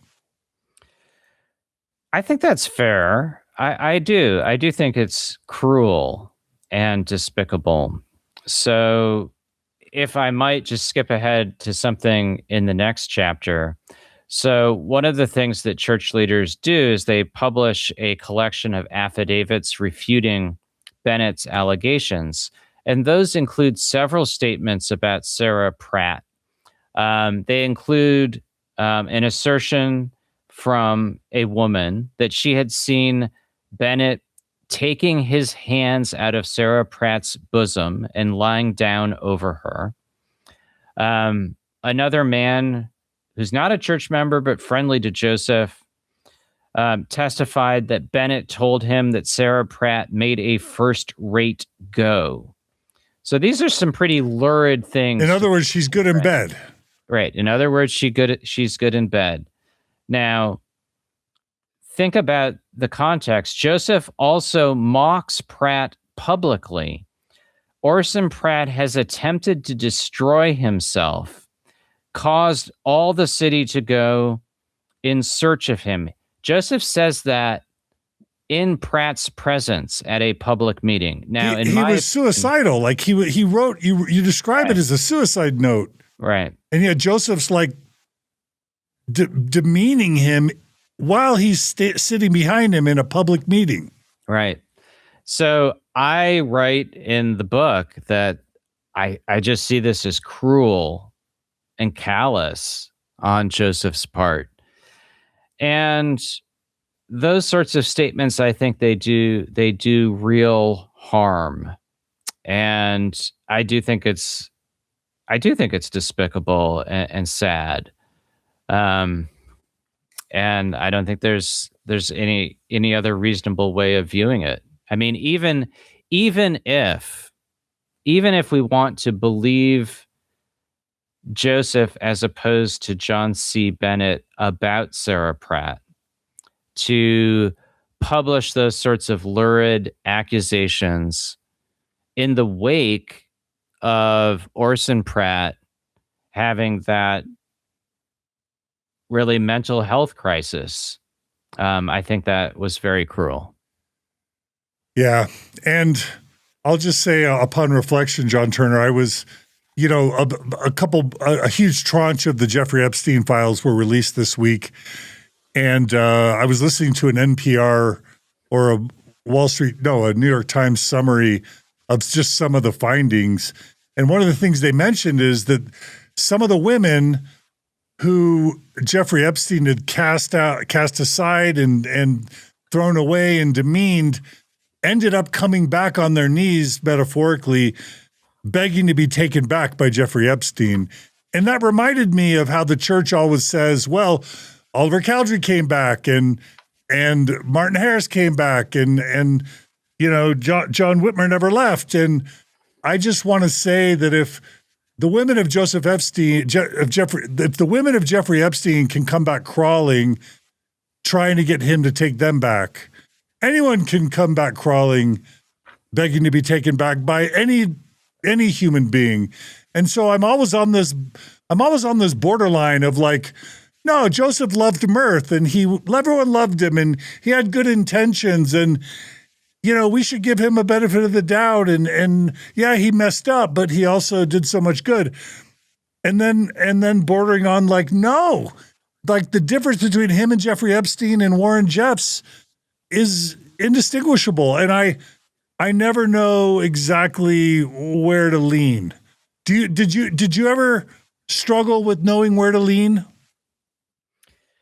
Yeah, that's a great question. So, I think, especially when talking about the Pratts, I think I'm pretty forthright. Like, this is just cruel behavior on Joseph's part. Does that make Joseph nothing more than a monster? No. Well, I don't think so. Yeah. Fair. But I understand. I understand why that's a hard question. I mean, I do think in this chapter and in these chapters, we're certainly addressing some of Joseph's worst behavior. Now, how do you hold that intention with what I've described at times as certainly hallmarks of Joseph's successful leadership, like the Kirtland Temple or the introduction of baptism for the dead, or his ability to form communities and give people joy and meaning? I don't even know if I don't know that it's our job or my job as a historian to be able to resolve that. I think human beings, unfortunately, the same human beings can be a mixture of terrible cruelty and also good. And if you're on the receiving end of that cruelty, that might be the end of the story. Yeah. Or if you're just horrified by that cruelty, that might be the end of the story. I think for understanding, Joseph's successes as a leader and his enduring influence, you have to be willing to not stop there. Well said. Yeah, on the one hand, it's indisputable that Joseph Smith did a lot of good and a lot of people loved him. That's indisputable. What you also have to take into consideration is Bill Cosby was a universally loved comedian and philanthropist. And Jeffrey Epstein paid college tuition for one of the women at BYU, Idaho, or Rick's college that he probably trafficked. And, you know, there's probably a lot of women that would have said Warren Jeffs was generous or loving with them. And I think the biggest thing of all is what they say about, child abusers is it's most often a trusted, loved family member. And they're often known as being very generous with the children in terms of gifts and being fun. Sure. So you can't let someone being loved or funny or generous being a way to necessarily discount someone's evil, because that's usually a sign of being manipulative and an abusive person. Is you succeed in your abuse, you cover up your abuse with generosity and with charisma and with charm. That's a tool of the trade. It's almost always present, right? Well, you're right about that. And so sort of banal acts of generosity and goodness are not super relevant in these sorts of discussions. I do also think when assessing Joseph as a biographical figure, for me, it's significant that these, I would say, despicable and cruel sorts of behavior, these emerge much more strongly in the last several years of his life. And I think I also think that's not hard. It's also difficult to know how to factor that into an assessment. I do think Joseph, through his actions first and foremost, but then also in the sort of increasingly perilous sort of political and legal predicament in which he found himself, his actions do become more unhinged the last few years. I'm not saying that in any way to excuse what we've been talking about. But this is a different Joseph Smith than I was talking about in the late 1820s, the early 1830s, or in Kirtland in the mid 1830s. That doesn't mean it's not Joseph Smith, and it doesn't mean he's not, that we shouldn't call out bad behavior. I was reading, I broke down and bought Ben Park's book on Nauvoo, and I seem to remember Ben Park suggesting that maybe Joseph's time in Liberty Jail traumatized and broke his brain in a way. Does that sound familiar? I can't remember exactly what Ben says about that. However, I think there's something to that argument. And again, that in no way excuses Joseph treating the Pratts or the Rigdons like this. It doesn't excuse sexual immorality either.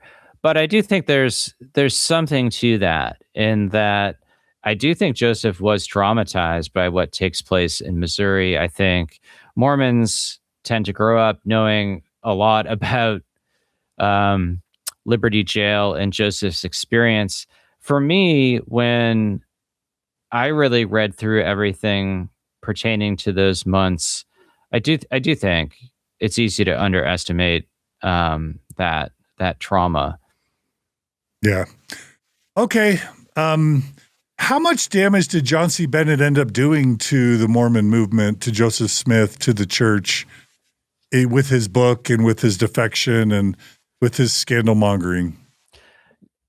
Well, on some level, a lot, because, it contributes to Joseph's alienation from some previously trusted followers. It places Joseph in legal jeopardy over the Boggs shooting. And that forces Joseph to really be on the lam for a few months. So it's definitely significant. Joseph is able to mostly counterattack and weather the storm. And I think that's only the case because the messenger was so poor. So let's just play out an alternate scenario, which historians don't usually like to do. But let's say that Sidney Rigdon was so incensed by Joseph's proposal to Nancy Rigdon that he did a thorough investigation, broke with Joseph, and published an expose. I mean, that might have sunk. Maybe it wouldn't have sunk Joseph Smith. Like you said, this guy is very resilient and has a remarkably strong hold on his followers. But everybody agreed that Bennett was disreputable. I think Orson Hyde has a comment that basically everyone hated John C. Bennett. William Law, who broke with Joseph, he's in print saying that Bennett is just sort of an unimaginable scoundrel. So Bennett was about the least reputable messenger to try to take down Joseph Smith, and that definitely helped the prophet survive. I'm of the opinion that faith is resilient. Yeah. Well, we'll see. We will see in future chapters. I mean, Joseph reconciles with the Pratts the next winter. He rebaptizes them. So, Orson Pratt, he just doesn't want to let his faith in Joseph and the church go. Yeah. All right. Well, do we talk about the Whitney story next? Because that's a pretty big one. Yeah. Well, speaking of resilience, Joseph doesn't let this firestorm and scandal interrupt his pursuit of plural wives. You think he would lay low, maybe, but no. Well, I always think Joseph could have laid low a little bit more. It would have been prudent, but that was just not his way. So at the end of June, right after this expulsion of Bennett and a tense meeting with the Rigdons, Brigham Young sealed Eliza Snow, secretary of the Relief Society, to the prophet. And Snow, I wish we knew a bit more. She wrote a cryptic entry in her journal. "This is a day of much interest to my feelings." That's very understated. And we don't know all that much about the details of their relationship, except that she had a very deep admiration for Joseph Smith. She was older than quite a few of Joseph's previously single wives. She was 38, probably didn't expect to get married. The next month, then Joseph. Oh, wait. Is Eliza R. Snow I may be botching it here, but I remember growing up learning that there was a woman who lived with Joseph and Emma who was pregnant, and she was feared by Emma to have been sleeping with Joseph Smith, and so Emma knocks her down the stairs and she loses the baby. Yes. Was that Eliza R. Snow? And have we already covered that in a previous episode? We have not covered it in a previous episode. Great memory, John DeLynn. And I hate to do any myth busting, but most likely the story's not true. So I was taught, but believe it or not, in my high school years, somehow I heard that rumor, as a believing Mormon. So anyway. Well, and I think it's sort of often used it as an example of Emma's almost unwarranted and unreasonable fury, that she was so blinded by her rage against polygamy that she would push Eliza Snow down the stairs and cause Snow to lose a pregnancy. The reason I don't think it's true is there's this story about Emma Smith tossing Eliza Snow out of the house when she discovers this, but she leaves the house at that time because Lucy Mack Smith, Joseph's mother, moves into the Smith household. And so there's just a banal explanation for why she leaves the household. So I don't think it's true. Okay. And there's no, I guess there's no evidence. Well, I'd have to go back, and the sources for it are very late. That doesn't necessarily always mean that they're incorrect, but especially because I can find a much simpler explanation for Eliza Snow leaving the Smith household. I don't believe the story. And those stories, I mean, they're meant to elicit sympathy for Snow, but again, they're sort of they're part and parcel of pointing a finger at Emma for being unreasonable, which I think is unreasonable. Okay. That's interesting. Well, thanks for myth busting. We like myth busting. I'm here for it. We only want to believe true things. So the next month, July of 1842, as Joseph is getting increasingly concerned about being extradited to Missouri, he's sealed by Newell K. Whitney to Sarah Ann Whitney, who's 17 years old. To refresh people's memory, Newell K. Whitney is one of Joseph's longtime loyal followers from the earliest days of Kirtland. He's a bishop. He's been a very significant church leader for many years. Elizabeth Ann Whitney, his wife, who goes by Anne rather than Elizabeth, she was one of Emma's counselors in the Relief Society presidency. And Joseph first introduces the principle of plural marriage to Newell K. Whitney, who talks with Anne about it. And they are persuaded by a vision that they receive to give their daughter to Joseph. And what's also... This is sounding like Helmar Kimball a little bit. A little bit like that. There are a number of wives who report having visionary experiences that induce them to accept Joseph's proposal. But also where parents are willing to give their daughter to Joseph, right? Very much so. Yeah. Very much so. And unusually, we have a revelation dictated to Newell K. Whitney for the occasion of the sealing. And this is really the first contemporary record that we have that outlines Joseph's understanding of marriage and plural marriage in any detail. And we also get a sense of what Joseph might have said that persuaded the Whitneys to take this step. So in this revelation, God promises that the entire Whitney family, both old and young, would be crowned with honor and immortality and eternal life on the basis of the lineage of priesthood that stretches back to figures like Melchizedek and other ancient patriarchs. And so then this sealing binds together two families, two lineages, ensuring their connection and exaltation for eternity.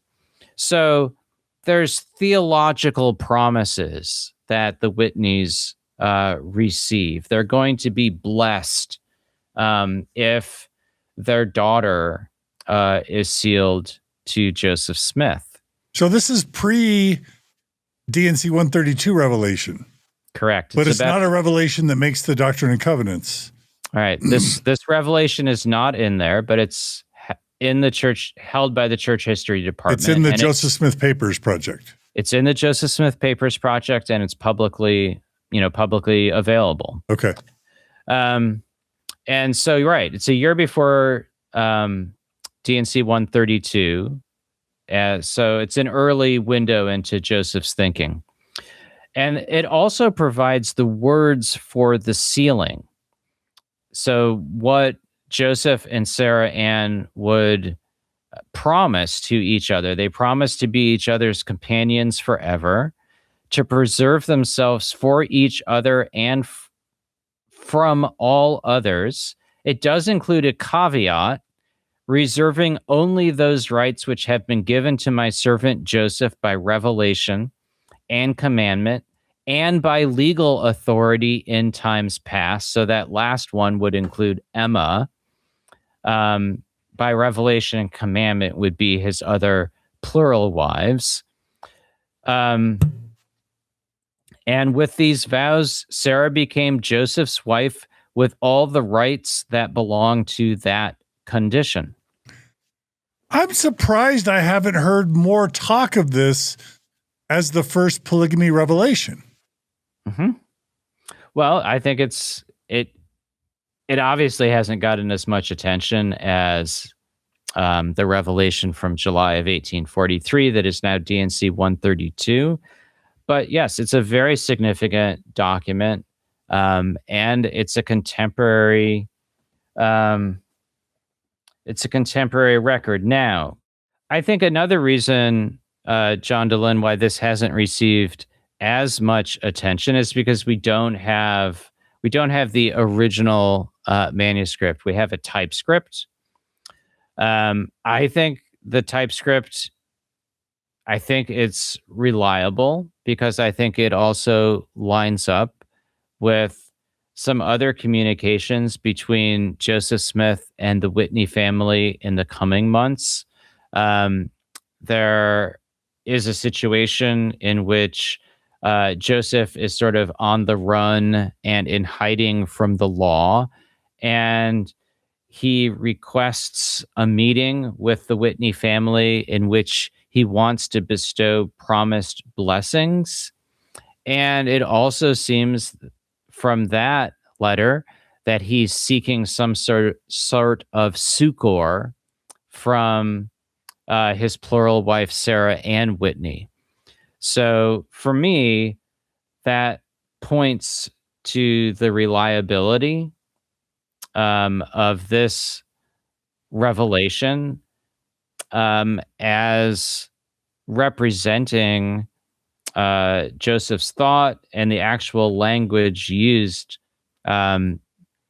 during the sealing of Sarah Ann Whitney to Joseph Smith. So, John Turner, I'm calling a bit of an audible here, but I've got the document up here from the Joseph Smith Papers Project, and it describes a little bit about, I don't know if provenance is the right word, but it says, Revelation, Nauvoo, July 27th, 1842, featured version copy, typescript 2 pages, Whitney Family Documents Collection, Church History Library. And then it says, the original revelation was in the possession of the Whitney family, and is apparently no longer extant. Years later, Orson F. Whitney received a copy of the revelation from his father, Horace Whitney, which Orson believed may have come from his grandfather, Newell K. Whitney. Orson F. Whitney made a typescript of the revelation at the request of Church President Joseph F. Smith, probably in early 1912, and gave the typescript to Smith on 1st of April, 1912. At some point, the letter was transferred to the possession of the First Presidency, possibly in 1970, when church historian Joseph Fielding Smith became president of the church and took several documents with him from the church historian's office to the office of the first presidency. Now, tell me if I'm wrong. This is the same Joseph Fielding Smith who's reported to have ripped out the 1832 version of the first vision account from one of Joseph's, journals and hid it. So, I mean, it almost makes me wonder if Joseph Fielding Smith, destroyed this document or hid it, and that's why we don't have the original. But I'm sure that's not what happened, because certainly Joseph Fielding Smith would never do something like that. Well, I mean, we don't know in this case. So I understand that when you don't have the original of a document and you only have a typescript, it creates the possibility of doubt, right? Show me the original or else I'm not going to trust it. I understand that objection. I would encourage people who are interested in this case to also examine a letter that Joseph, and I already alluded to it, a letter that Joseph writes to the Whitney family a few weeks later. This is a letter that we have in Joseph's own handwriting, which is quite rare. And he writes this, my feelings are so strong for you since what has passed lately between us. This is to who? This is to brother Whitney, sister Whitney, and etc. Most likely meaning the daughter. Exactly, the daughter. So I think, that corroborates something very significant has lately passed between the two families.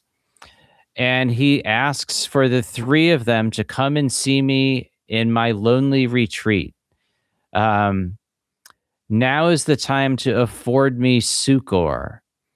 He wants comfort in the time of his affliction. Now, it's a little bit unusual, I think, to want comfort from more than, say, Newell Kay and Elizabeth Ann Whitney. But I find, just on the face of it, even though it's a little cryptic, that reference to what has passed between us lately, I find that, strong corroboration for the late July 1842 sealing. How old would Sarah Ann Whitney have been at this point? She was 17 years old at the time of her sealing. She's a teenager. She's underaged. She's less than 18. Yeah. I'm scandalized. Yeah. I mean, and I hate to keep drawing a parallel, and here I'll pull up the document again from the Joseph Smith Papers Project. You're saying this is in Joseph Smith's own handwriting? Correct. And it says it's to brother Newell K. Whitney and sister Elizabeth Ann Smith Whitney and Sarah Ann Whitney. I take this opportunity to communicate some of my feelings privately this time, which I want you three eternally to keep in your own bosoms, for my feelings are so strong for you since what has passed lately between us, that the time of my absence from you seems so long and dreary that it seems as if I could not live long in this way.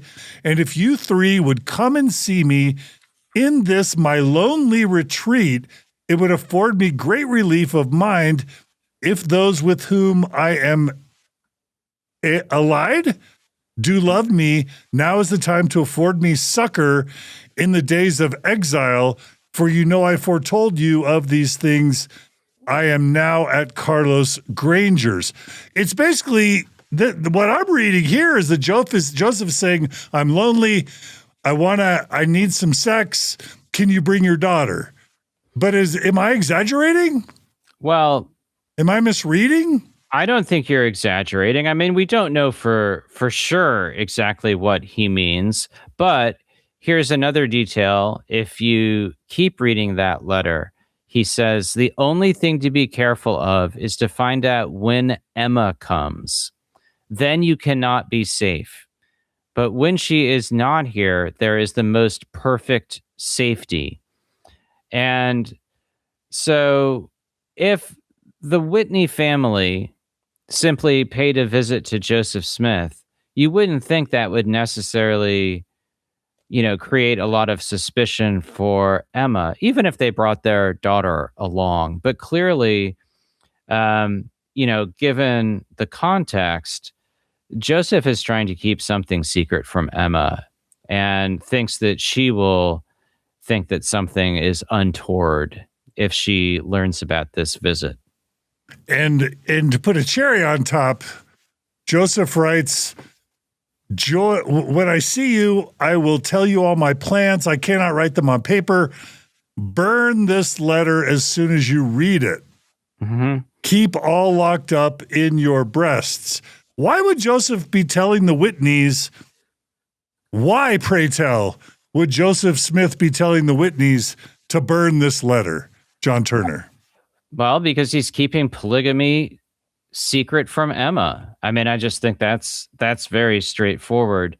The other, he writes later, I think Emma won't come to tonight. Right. If so she don't fail, no come to tonight. So then it's going to be safe. Also, there are this doesn't speak well for the Whitneys, by the way, because they're complicit in not only trafficking their daughter to Joseph Smith, but in hiding it from Joseph's wife that they know about. Yeah. Like, this is scandalous. It is scandalous. And well, they didn't take his advice to burn the letter, so that's something to be thankful for. But I think, in this case, you had raised the issue of people who don't believe that Joseph practiced polygamy. I think it's unfortunate we only have a typescript of the revelation that I mentioned, but I do think this letter is excellent corroboration. So for you, this is one of the death knells to the conspiracy or the theory that Joseph Smith never practiced polygamy. This document that we just read. Well, I think so. Yeah. Now, I think the polygamy deniers, I'll just call them that. Those who deny that Joseph Smith practiced polygamy would say a typescript document is proof that it's a cover up or that it's that it never happened, because we can't trust something that was typed up by Joseph F. Smith or Joseph Fielding Smith or one of their secretaries in 1970. Yeah. Like, that's not credible. Well, I'd also like to say I don't have any animus against people who believe that Joseph Smith didn't practice polygamy. I also do find the urging to carefully re-examine all of the evidence. I do think that's actually a very beneficial and positive things as far as historical debate goes. But yes, I mean, I think the evidence for Joseph's polygamy is overwhelming. I recall a great episode that you did, I think with Brian Buchanan and others. Yeah. On this subject that, went through all of the relevant sources in detail. For me, you don't need to find a smoking gun for Joseph's polygamy. I think there's a lot of corroboration, and a lot of that corroboration comes through documents like the letter that you just highlighted, where, of course, you don't have Joseph explicitly saying, dear Sarah Ann Whitney, I'm so glad that you were sealed to me 3 weeks ago. Come and visit me privately, and we'll consummate it. Instead, it's a letter to 3 Whitneys, and it's clandestine, and he wants to keep things secret from Emma, and he wants succor from her and or the family. For me, there's so much information like that sheds some light on Joseph's polygamy, that those are just building blocks of a pretty big story. Yeah. Well, yeah, I think this is a huge story that most Mormons don't know, and it's really disturbing.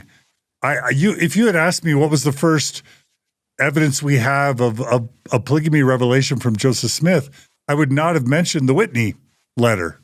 Right. But we have the typescript, which the church puts forward as legitimate, and then we have the letter in Joseph Smith's handwriting that sort of confirms it in a little bit coded language, but not so much. Sucker, I'm lonely. Don't tell Emma. Burden the letter. Like right. I think that's about as explicit as you can get in the 19th century about sexual, adventures. No, I think so too. And I mean, things are sort of coming to a fever pitch here. There's public scandal. There's both public and private sort of strain between Joseph and previously very loyal followers. And then what you also have is he moves ahead. There's all of this danger, and he's still moving ahead. And do you think it's just libido? Do you think it's religious zeal? How do you account for his shamelessness as his world is literally as his world is metaphorically on fire? Emma's on the hunt. The papers are ablaze with sexual scandal and allegations. How do you account for his recklessness that you've noted in previous chapters? Is it just pure libido or libido plus religious zealotry? So I think in terms of how to account for his recklessness, I do believe that Joseph believes he can outlast and outfox all of his enemies, and that ultimately he's immune from danger. So there's that. In terms of, is this libido, or does Joseph believe in his own theology? I do think he believes in his own theology. I think this is a overly complicated way of simply fulfilling sexual desire. I mean, I do think in terms of Joseph's marriages to single young women, I do think there's evidence that at least most of those marriages are consummated.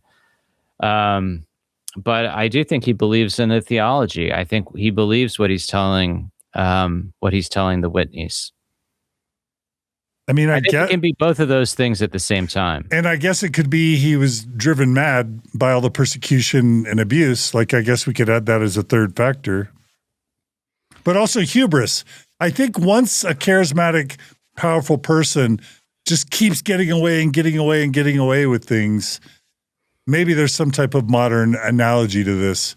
They can get to the point where they feel like they're invincible. Yeah. Well, and Joseph is on record saying that no matter what, I always come out right in the end. And he is besieged by an increasing number of threats over the last couple of years of his life, and he's able to wriggle out of a lot of very sticky situations. So it's understandable that he believes that. Joseph also, this is a bit of a sidebar, but he has a remarkable ability when he's sort of under duress from someone within the church who's doubting him. He has an ability to, if he meets face to face with that person, he can usually overcome their opposition. They will either usually accept his explanation or somehow, sort of maintain their friendship toward him despite everything. Yeah. Yeah. I mean, there just aren't words. I mean, I would say it's impressive, but it's so dark and scandalous. What do we make of the Whitney parents willing to deliver their underage daughter to Joseph for sexual succor? I mean, again, that feels like trafficking of a child. Yeah. I mean, it's not crossing state boundaries, I guess. So it's not trafficking. Well, first of all, they believe what Joseph is telling them theologically. You know, they are strongly motivated that they're going to be crowned with honor and immortality and eternal life, and that this is going to benefit the whole family. And I think they're convinced. They're convinced that there is not impropriety in this.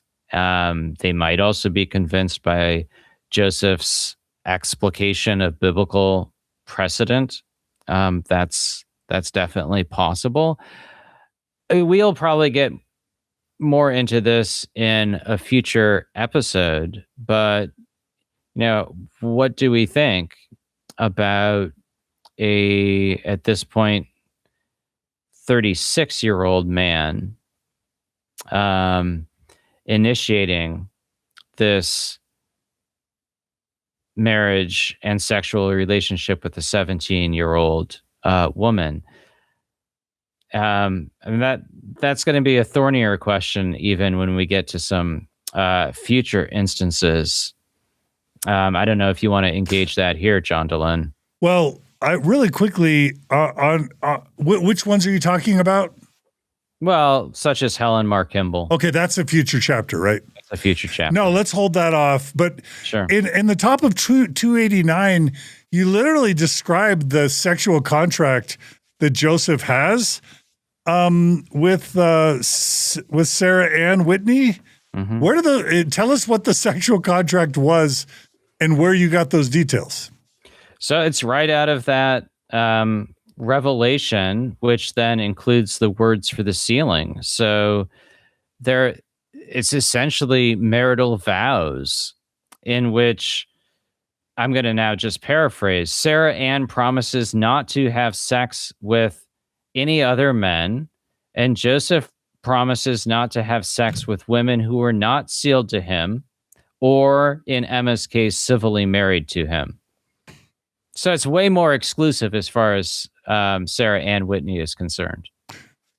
So she can only have sex with him, and he can only have sex with her and 30 other women. Well, that is, you got it. Why are we laughing? Yeah, well, because it's ludicrous. And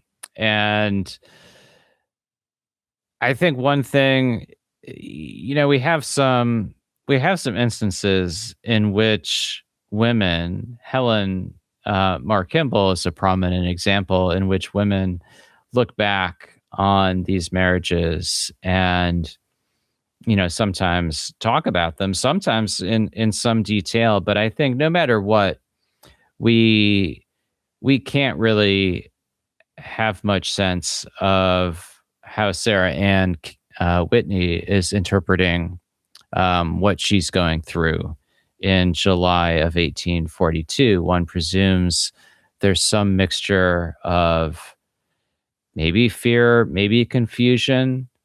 She also understands this man as a prophet. I'm sure there's a whole welter of emotions. And it, at the same time, must have been incredibly unexpected to her. And I don't think there's a long time frame between Joseph introducing this to the Whitney family and her sealing to Joseph. And so I think in many instances, young women are caught off guard and they don't necessarily know what they're getting into. Yeah. Is the best account that we would have for Sarah and Whitney's perspective Todd Compton's In Sacred Loneliness, the chapter that would be her chapter? Yeah, I mean, that's a good go-to for an introduction to the experiences of all of Joseph's wives. Okay.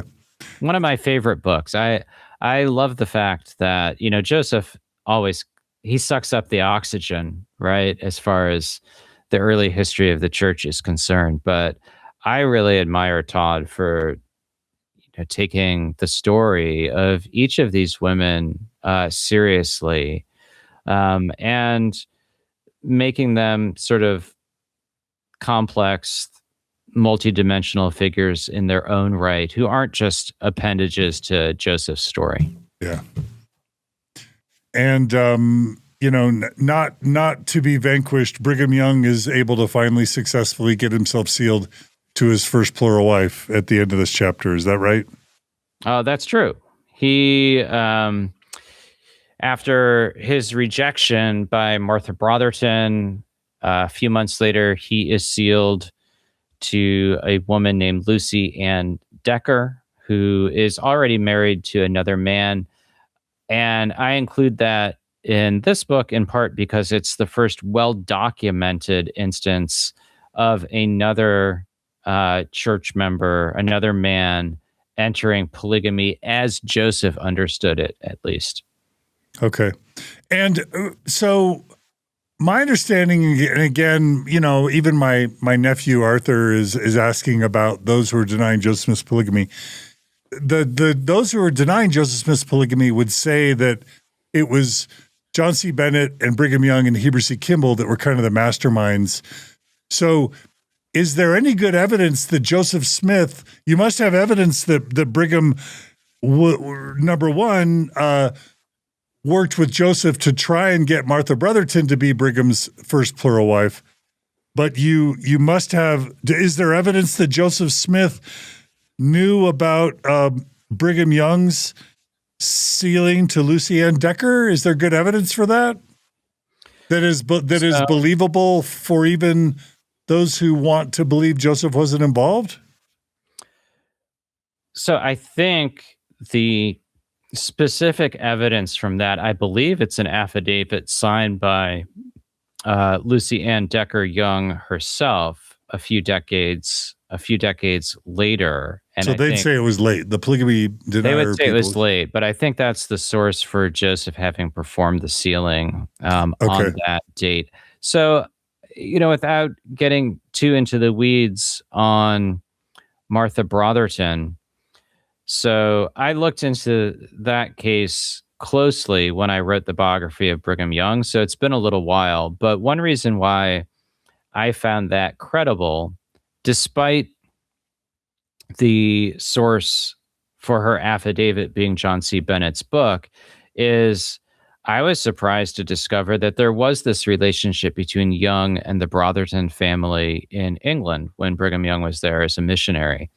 And so that added some context to the story, and that made sense to me.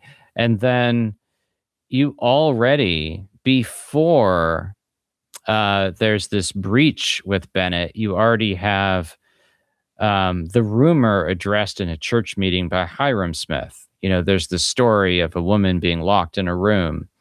And so the fact that the rumor at least preceded the break with Bennett, I found that also a reason to at least accept the substance of the story. And I'm actually texting Michelle Stone as we're talking. Her feeling is that the Sarah and Whitney, is that her name? Sarah and Whitney document or polygamy revelation? No, the Joseph Smith letter to the Whitney family is authentic, but according to Michelle Stone, is taken out of context and selectively quoted. In other words, we're reading sex into that document when it could just be friendship or companionship. Well, I mean, I think that's a fair question to ask, but I also think, given that letter is written several weeks after the revelation that we've discussed, I do think it lines up rather well. And I think then you have to say, well, why would 100+ years ago or whenever, why would people have invented that revelation? at precisely, in that timeline. I also think, yes, it could just be about friendship and companionship, but then why the concern for secrecy? Why the language about Emma? About keeping it secret, about Emma not being there. Why would Emma care? Why would they need to destroy the document? Right. I think that Sarah Ann Whitney was sealed to Joseph Smith is the best explanation for that letter. Okay. All right. And so the book ends with Governor Thomas Ford, right, being elected governor of Illinois. Correct. And that's important because it's Ford who's governor ultimately when the Nauvoo Expositor is published and Joseph Smith ends up being put in Carthage jail. So in some sense, that's a really major character now coming into the picture who becomes a very important part of Joseph's final weeks. Yeah. No, the chapter ends, as you said, you're right. Ford's been elected, but he's not inaugurated as governor until the end of the year. Thomas Carlin's still governor. There's still this warrant for Joseph's arrest. And so the chapter ends with Joseph and Porter Rockwell. They're on the run and in hiding, evading arrest. Okay. All right. Well, anything else you want to say in summary about World on Fire? What a chapter. And John Turner, you keep telling us you ain't seen nothing yet. Surely it doesn't get any more worse than this in terms of polygamy and scandal, right? Well, I hate to disappoint you, John DeLynn, but I don't know if worse. I mean, out of everything in the book, one of the episodes I found most troubling was Joseph's treatment of the Pratts in this chapter. But yes, the world's going to stay on fire for a few more chapters. Okay. All right. But you're saying this is some of the worst stuff right here, what we covered this chapter.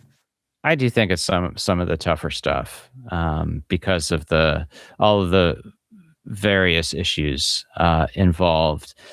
And, I understand people have lots of reactions and questions about this material. Sometimes people have,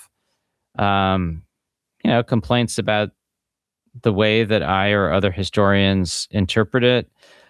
I will just say I appreciate comments on some of the recent episodes. I'm always happy to explain a bit more about why I interpret things the way that I do.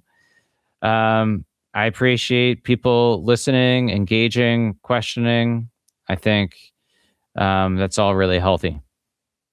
All right. Well, John Turner, the next chapter is chapter 26, David, 1842 to 1843. So we're going to dip our toes in 1843, which is Joseph's penultimate year.